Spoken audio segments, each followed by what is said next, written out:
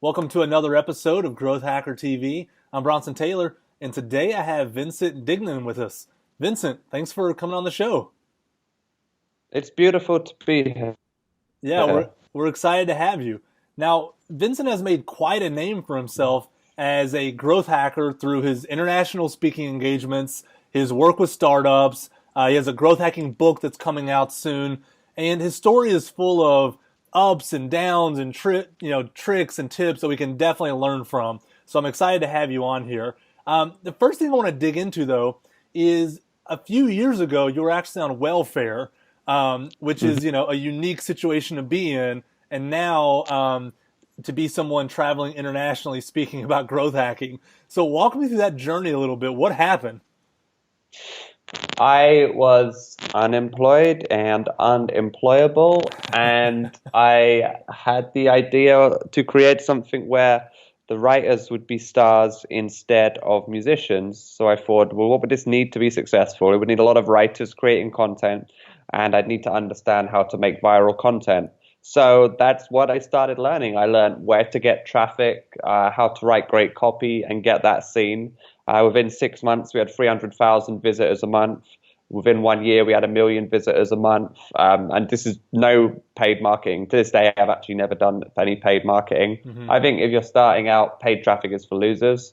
Paid traffic is for when you're scaling up and you have a real business. There's so many ways to get free traffic and free community, but everything apart from maybe e-commerce, you just don't need it. So I launched my magazines. I got into Techstars Accelerator. I raised 2 rounds of funding, and we got to over 2 million visitors a month with those. I saw more potential in running an agency and running a growth hacking company. So that's what I began. And then I began public speaking. Last year, I won Best Talk at South by Southwest V2V. And this year, I'm doing a 100-day world tour. And my book has raised $99,000 in pre-orders, and it's out in about a week. Nice. There you go. So is content really the core for you? Does it all come back to content, the way you Yeah, see the world? absolutely. Everything I've ever done, it all comes back to writing. What Um, kind of you know, writing? What are we talking about here? Are we talking about BuzzFeed sensationalism? Are we talking about long form, in depth truth? Like, what is it we're saying here? Well, we're talking about words.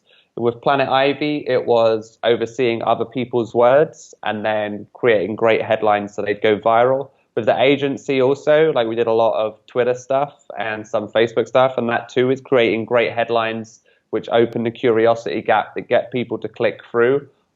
With the book, the same thing. We are creating copy that people want to read.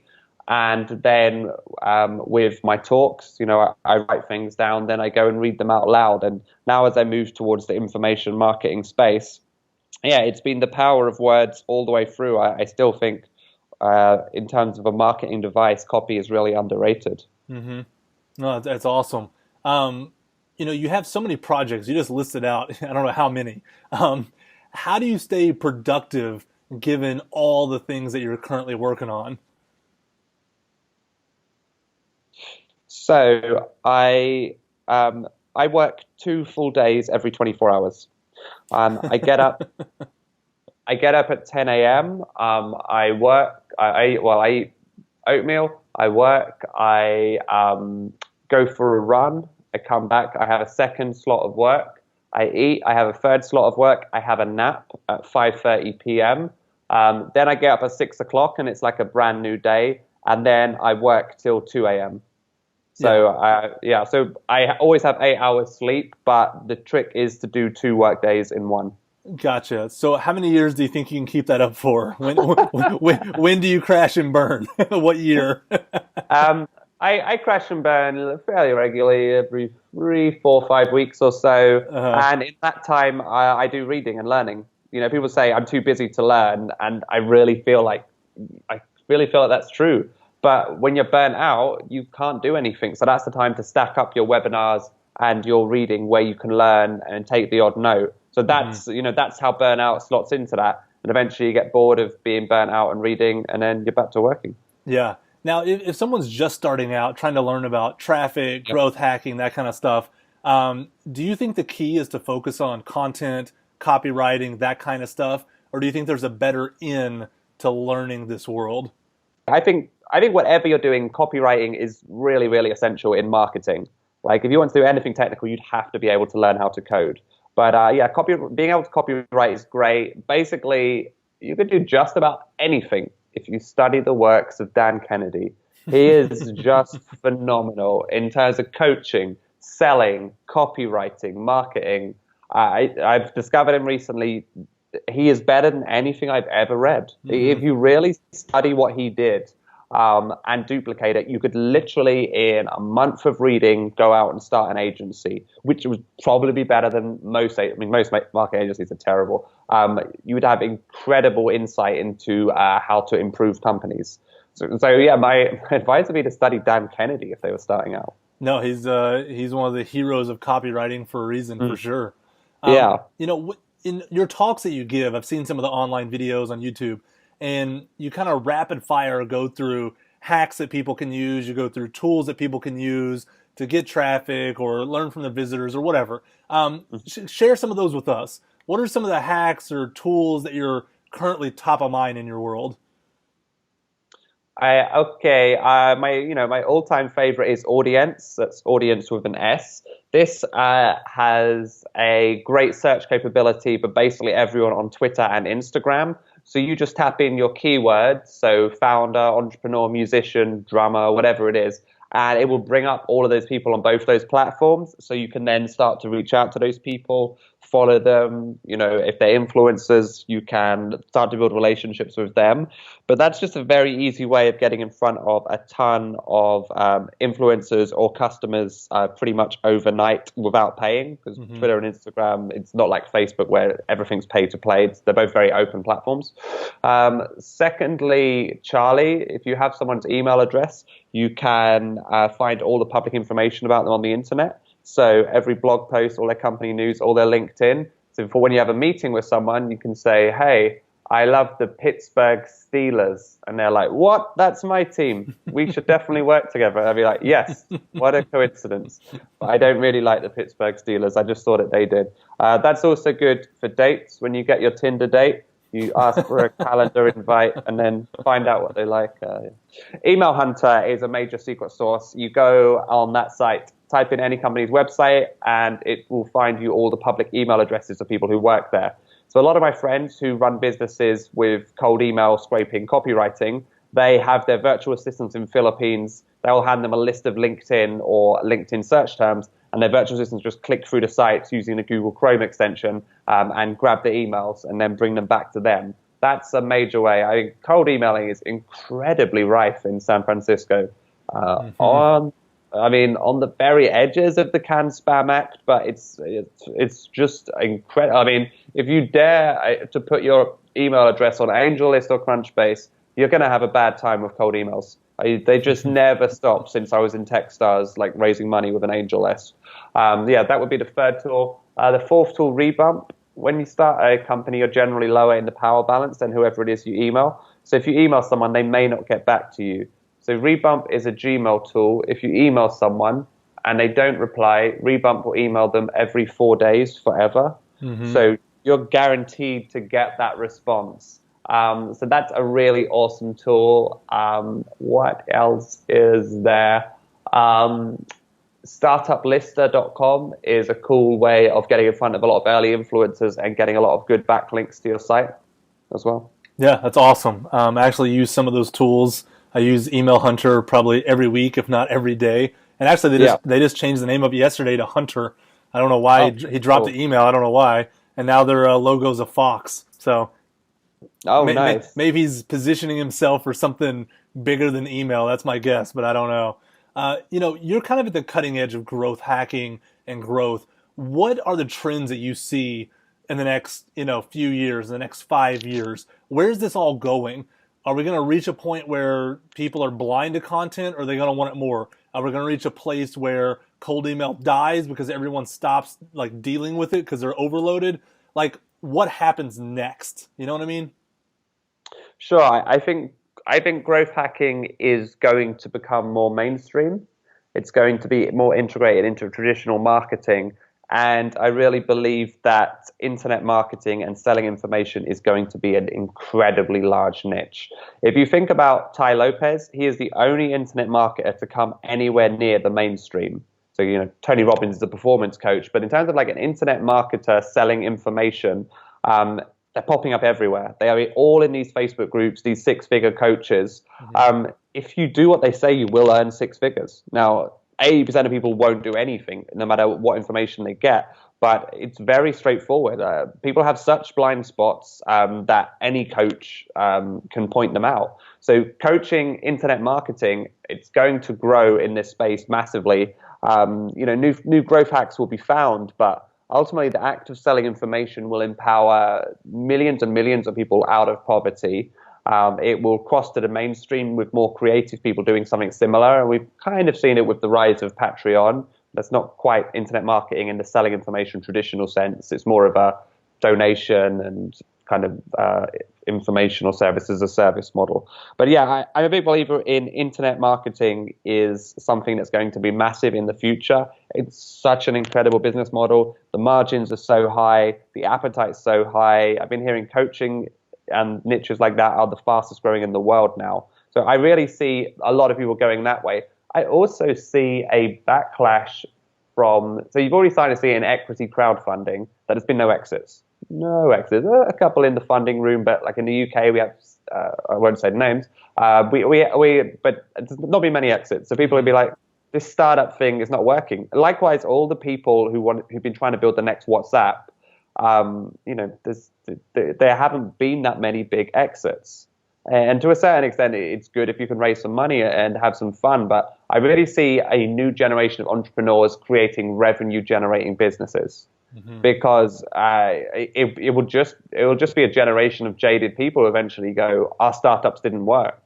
And basically, we're talking about the entire world outside of San Francisco, a little in New York, but like literally everyone is starting companies because wages have not gone up since 2008 across the board, and few new jobs are being found. They're going overseas and they're being automated out.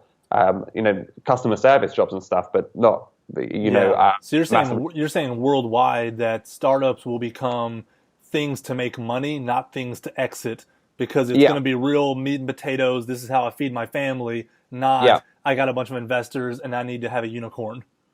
Yeah, and I think that will peter down to everyone. Like the growth hacking tactics will kind of become mainstream. There'll be more and more people like me practicing. I mean, I think Nigeria is the most entrepreneurial place on earth right now.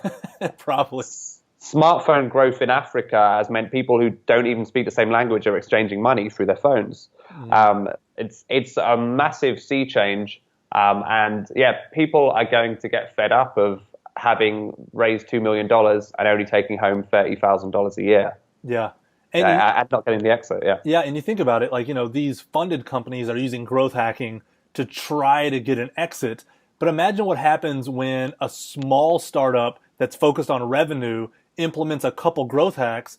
All of a sudden, they're making $100K a year, and they're not doing anything that fancy because they don't need to make $10 million a year for this thing to work. And so the economics, the equations are so different, but the growth hacking power is all the same, no matter who's wielding the sword. So I think you're right. If the little guys get it, they have a lot of ability for earning potential for themselves. Yeah, and basic things like funnel optimization and understanding the money's in the back end. Companies don't have it, so you know what I mean by that, right? Absolutely. Most companies focus on getting more customers in, where the real money is increasing lifetime customer value. Yeah. So let me ask you this. You mentioned Dan Kennedy. You mentioned the money's on the back end. You mentioned coaching. It seems like you're being very influenced by the IM world. Is that a new thing? Are you kind of being exposed to this now? Yeah, I mean, you're right on both counts. I hadn't been in America that much before this year. And I spent the whole year touring, like 75% in America. And I went to Tai Lopez mansion party, firstly. That was like my smell the 11 moment. I was like, wow, there's a movement going on here. And you had to have 400,000 followers to be in the door. So it was an incredible event. But I didn't actually spend time trying to get the phone numbers of the Instagram models in bikinis. I really spent the whole party talking to, some of Ty's team and some of the internet marketers, and just in disbelief at what they could do, like the power these guys have, like $1 million launches every month. Yeah. Do you see a disconnect? Because this is something I've thought behind the scenes, that there's startup world and marketing and there's internet marketing world and marketing, and they very rarely touch each other. But when a startup gets it and they actually understand a little bit of what internet marketing is all about, it's kind of like having a superpower. At the same time, though, internet marketers push such crappy products. They have no real lifetime value. They have to do $1 million launches because it's going to fizzle out and have to do another launch. And there's some kind of like hybrid that's magic. Real product, real startup, real team, also knows all the internet marketing tricks about the back end and the funnel and all that stuff. You put it together, you got a juggernaut. One or the other, it's kind of like, eh. Yeah, and I mean that's literally what I'm doing right now. I've made a lot of money from helping startups grow, getting lots of traffic for them, growing their communities, growing their social channels. But now I'm tending to bring more of the IM knowledge to big businesses and like going and doing consulting because these big businesses, they actually have the machinery to do it. So I can go in and I go, right, we're going to build this funnel over 2-3 days. And they go, great, right, we're going to go and execute that, check back in a month. Whereas startups like, this sounds great. How are we going to do it?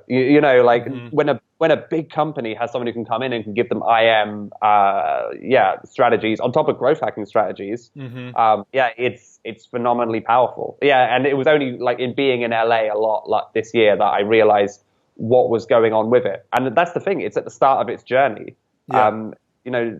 People are jaded with startups. The whole idea of a startup bro in San Francisco is really played out. The backlash against startups. But IM people, they stay real quiet and they make a heap of money. Yeah. They make like exit money every year, the best ones. Yeah. No, absolutely.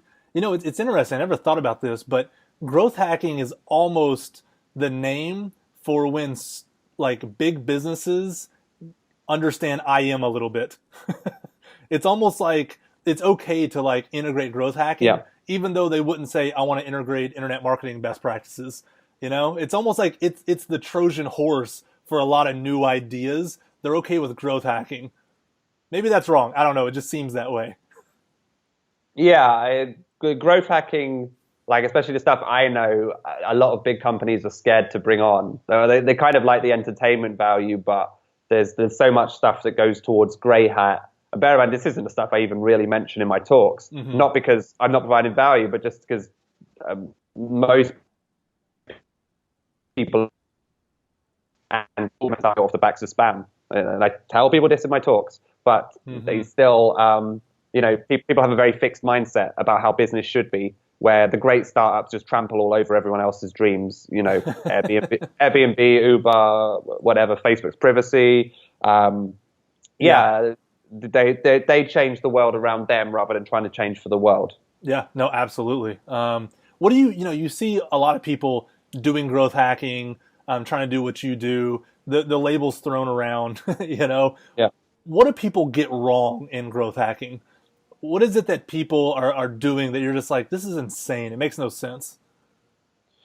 At company level, they still focus too much on the way things look and not getting the traffic. In fact, even the people doing growth hacking. When you say look, you mean design of the site, or you mean just okay? So they're still worried about aesthetics, not traffic. And how they look, we shouldn't send 20 tweets a day, will look bad. Like that's a worry at a very basic level. But a lot of the growth hackers are technical growth hackers. So they set up an incredible Google Analytics funnel with absolutely everything played out for a company that gets 25 visitors a day. It's like, you missed the point. You should have focused on bringing traffic in. Most growth hackers can't get organic traffic. They're like, how should we growth hack? Step one, right, we're going to need to spend $20,000 on AdWords and Facebook ads. And it's like, guys, have you really progressed since putting an ad on a bus or in the subway?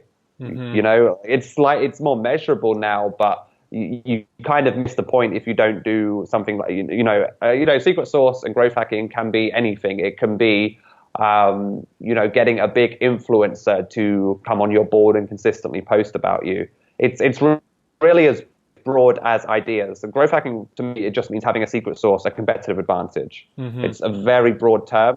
If I had to get more specific, I would say it leans on the fact that we're all addicted to our screens, and that's how it precipitates.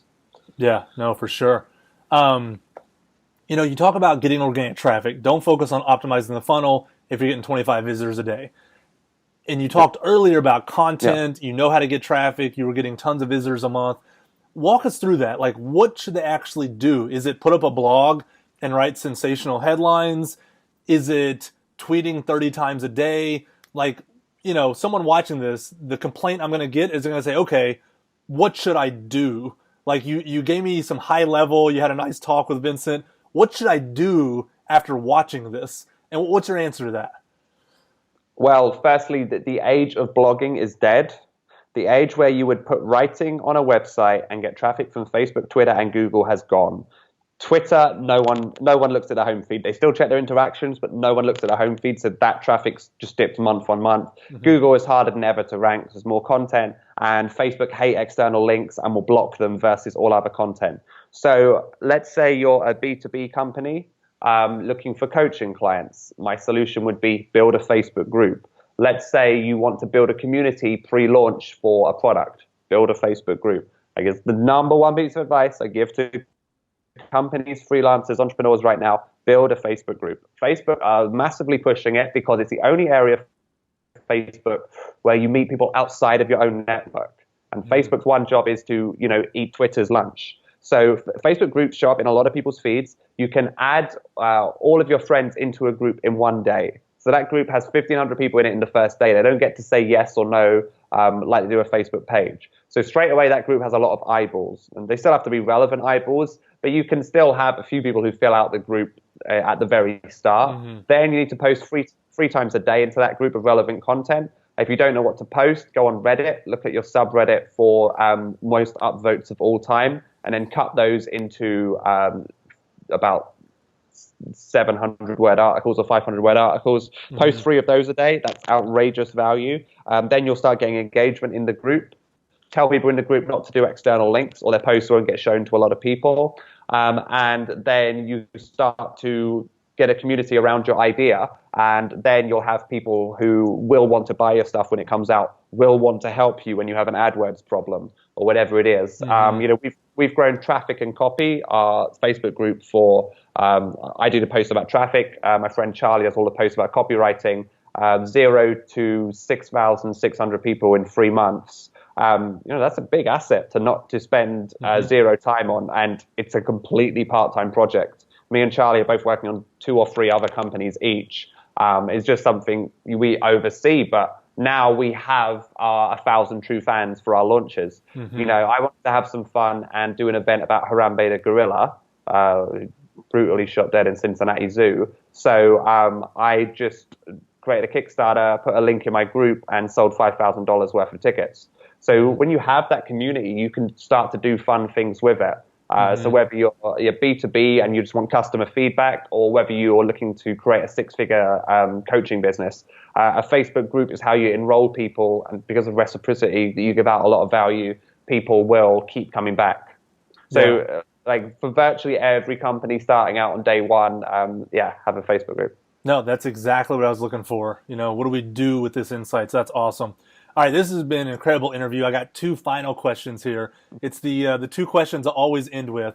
The first one is, what are you working on as soon as this interview is over? And you just have to tell me the truth, whether it's walking your dog, making lunch, taking a nap, having some amazing meeting to close a big deal. What are you doing when you hang up on this?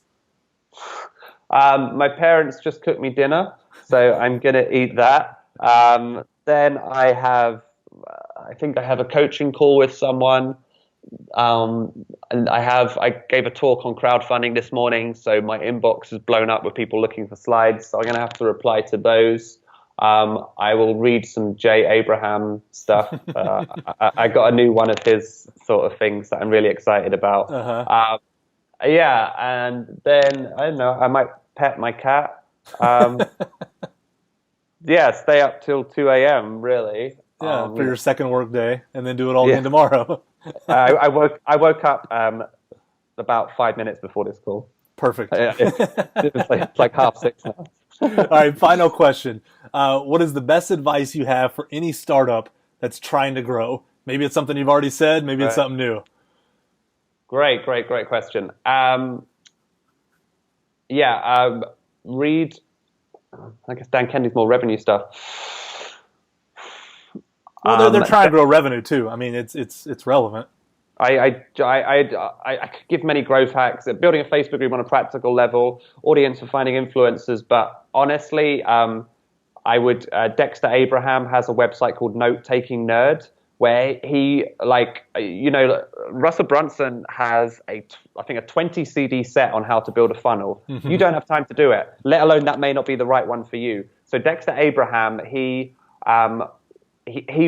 buys every single one of these, by all the big shots, and then he summarizes them into like 10-word documents. I would spend a month reading all of those. They are the best things I have ever read on business because they're worth like $20,000. They're just super VIP courses that he summarizes for you. Yeah, I didn't know that existed, so I want to go after this and start reading Incredible. them. They're the best things I've ever read of business. So yeah, I would tell people to do that.